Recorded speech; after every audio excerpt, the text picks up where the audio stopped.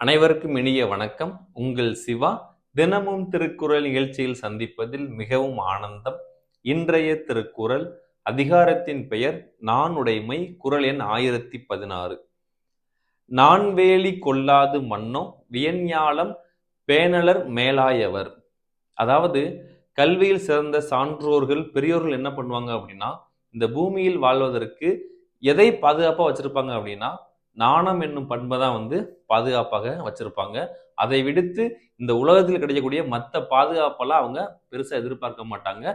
தனி மனிதனுக்கு எது பாதுகாப்பு அப்படின்னா, இழிவான செயல்கள் செய்வதற்கு முன்பதாக வெட்கப்படக்கூடிய அந்த ஒரு நாண பண்பு தான் தனி மனிதனுக்கு பாதுகாப்பு என்று வள்ளுவர் கூறுகிறார். அதை தவிர்த்து உலகத்தில் எவ்வளவு பெரிய பாதுகாப்பு இருந்தாலும் அது ஒரு சிறந்த பாதுகாப்பாக கருத முடியாது என்பதுதான் வள்ளுவருடைய மைய கருத்து. நன்றி, வணக்கம்.